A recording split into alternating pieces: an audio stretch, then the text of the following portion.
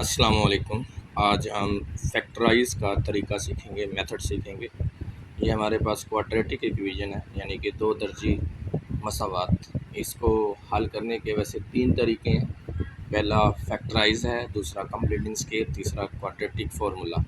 लेकिन आज हम फैक्टराइज़ सीखेंगे और फैक्टराइज़ किस तरह करते हैं। अब इसमें ये हमारे पास क्वाड्रेटिक इक्वेशन है और क्वाड्रेटिक इक्वेशन में ये देखें तो हमारे पास तीन टर्म है, एक दो तीन। इसे हमने चार चार में कन्वर्ट करना है। तो कैसे करना है? तो आसान तरीका है कि हम पहली टर्म और लास्ट टर्म को आपस में क्या करेंगे, मल्टीपल करेंगे। तो ये बन रहा है हमारे पास है प्लस 10x का क्या बन रहा है, स्केयर बन रहा है। तो हमने 10 के फैक्टर बना लेने हैं कि ये कौन कौन से टेबल पे जा रहा है। एक तो ये देखेंगे तो 10 वन ज़ा क्या होता है, 10 होता है। और दूसरा 2 5 ज़ा कितना होता है, 10 होता है। इसके अलावा किसी टेबल पे नहीं जाता। अब हमने वो मल्टीपल उठाना है 10 का कि जिसे प्लस माइनस करें तो वो 7 बनता हो और मल्टीपल करें तो 10 बनता हो, इन दोनों में से एक।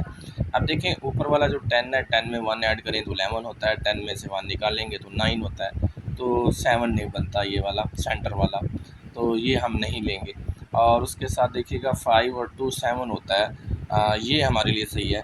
तो इधर हम वैसे ही लिख लेंगे, यानी कि x का स्केयर प्लस साथ में क्या लिखेंगे 5x और प्लस 2x प्लस आगे लिखेंगे 10 इज़ इक्वल टू क्या आ जाएगा, 0 आ जाएगा। अब देखिए ये हमारे पास 4 टर्म बन गई। अब गौर से देखिएगा, हमने इसको दो हिस्सों में दो पार्ट्स में तब्दील किया और तब्दील करने की कुछ प्रॉपर्टीज़ होती है, खसूसियात होती है, उनको भी पहचानें।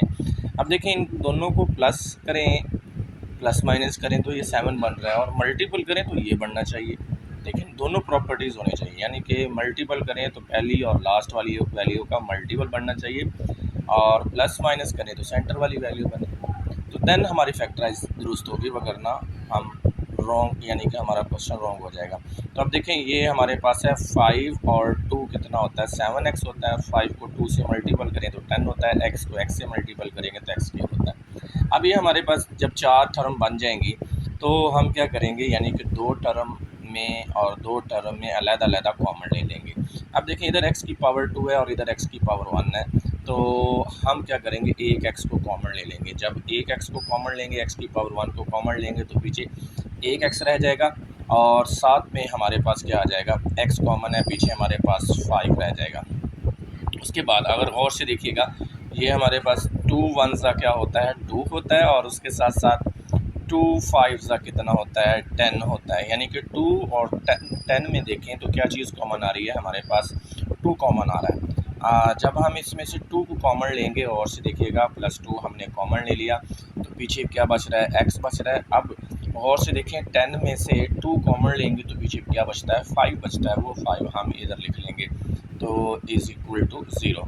अब हमारे पास देखें ये एक टर्म ये रह गई और एक टर्म ये रह गई। इसमें से देखें तो हमारे पास x + 5 दोनों में क्या आ रहा है, कॉमन आ रहा है। x + 5 दोनों में कॉमन लेंगे तो पीछे इधर क्या बच रहा है, x बच रहा है, वो हम लिख लेंगे। और इधर x + 5 कॉमन है तो पीछे क्या रह जाएगा, 2 रह जाएगा, इज़ इक्वल टू 0। अब दोनों देखेंगे तो ये दोनों जो कंपोनेंट हैं ये दोनों के दोनों 0 के इक्वल हैं, तो हम अलग-अलग कर लेंगे। x + 5 इज़ इक्वल टू 0 अलग कर लिया और दूसरी value x + 2 is equal to 0 अलग कर लिया। अब आपको पता है कि कोई भी नंबर है अगर इधर प्लस का हो, बराबर के दूसरी तरफ हो जाएगा, इक्वल के दूसरी तरफ हो जाएगा तो वो माइनस में कन्वर्ट हो जाएगा। अगर माइनस का हो तो प्लस में कन्वर्ट हो जाएगा। अगर डिवाइड हो रहा है तो मल्टीपल में चला जाएगा और मल्टीपल है तो उधर डिवाइड में चला जाएगा। तो अब ये प्लस का इक्वल के उस तरफ जाएगा तो ये हमारे पास -5 में आ जाएगा और इसी तरह ये 2 इधर प्लस का इधर आगे क्या आ जाएगा, माइनस में चला जाएगा। इससे डेफिनेशन भी बन जाएगी। अब देखें कि ये फैक्टराइज है, यानी कि ये इक्वेशन है। इक्वेशंस को उसके कंपोनेंट में डिवाइड करना क्या कहलाता है, फैक्टराइज कहलाता है। हमने इक्वेशंस को उसके कंपोनेंट में तब्दील कर दिया और यह फैक्टराइज का मेथड है।